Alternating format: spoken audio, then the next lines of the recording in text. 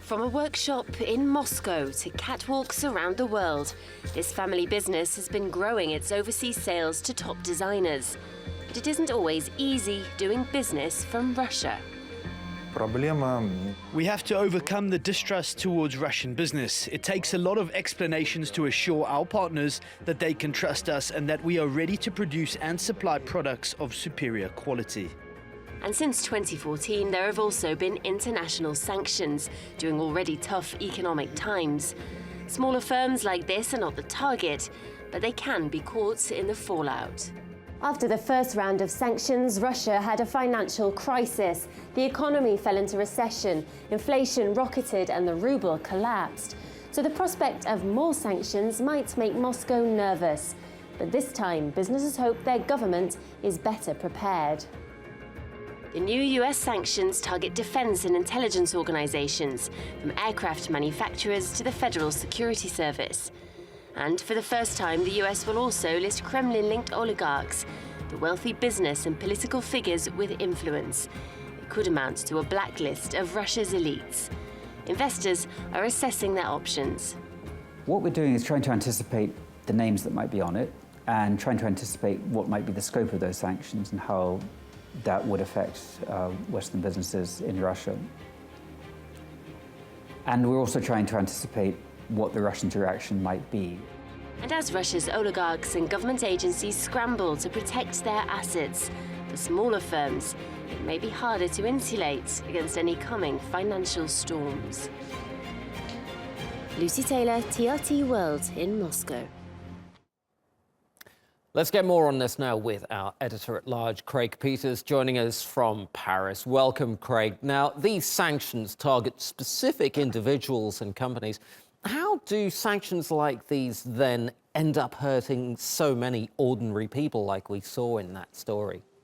Well, in one respect, there's trickle down to just meeting payroll, also having access to hard currency that you can use to buy goods and services from the West. That's the problem. The game plan with these sanctions are trying to just sanction people who do bad things in Russians, not the Russians themselves. But this has also created a great deal of problems. Lucy's report mentioned that they're now targeting security officials. They're going to sanction them. But they're not going to sanction Foreign Minister Lavrov, who is one of the biggest scoundrels in the Putin universe. The second problem that they have is identifying who to sanction. Anyone with money in Russia pays tribute to Putin. But are they actually a member of Putin's inner circle? Many of them are not. And my understanding is many of those individuals are getting swept up in this will be swept up in this new round of sanctions. Craig, explain these new sanctions in a little bit more detail. There are two sets of US sanctions. One that the US announced on Friday, linked to Russia's occupation of Crimea and its involvement in Ukraine. Right. And there's another aimed at punishing Russia for its interference in the 2016 US election. Are they vastly different in their overall aim? I think the best way to point this out is that Washington is targeting mostly individuals and companies that are involved in the oil and gas sector, where Europe is just targeting companies involved in the oil sector because Europe last year imported 180 billion cubic meters of Russian gas. The sanctions that were the result of tampering with the U.S. elections were supposed to have been enacted months ago. They passed last August in the U.S. Congress, 98-2 in favor. That's the deadline that's moving. Now, you have others against entities doing business with Russia's defense and intelligence sectors, and the oligarchs list, which Lucy related to.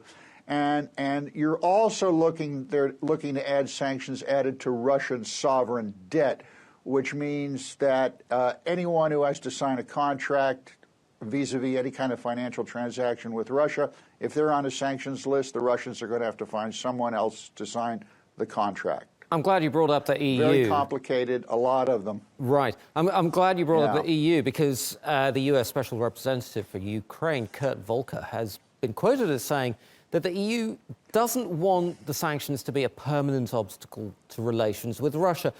basically, as you mentioned there, they need Russian energy, don't they?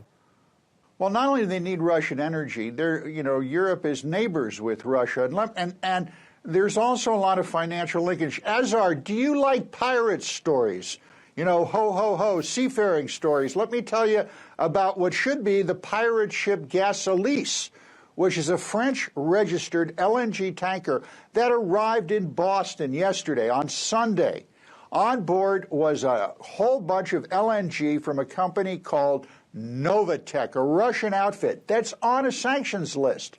Now, Novatek is owned by an outfit called Yamal, which is a Russian company. 49% of Yamal, which isn't owned by the Russians, is owned by 3 people. Total Oil of France, the Chinese National Petroleum Company, and the Silk Road Fund. Now, there you have globalization in a nutshell. That natural gas was offloaded outside of Boston and is going to heat American homes. And what they're trying to pull off here in the United States is, again, weaponizing the dollar. They want to block Russian gas supplies to Europe and instead sell Europe expensive shale oil. What the Americans are saying to the Russians is taking gas from Russia is a danger to you. Right. The Americans are trying to talk the Russians out of the Nord Stream 2 pipeline. Don't do that. Buy shale oil from us, and everything will be fine. The Europeans aren't buying. Plenty more to unpack in the future. We'll have to leave it there for now. Craig Copetas in Paris, thank you very much indeed.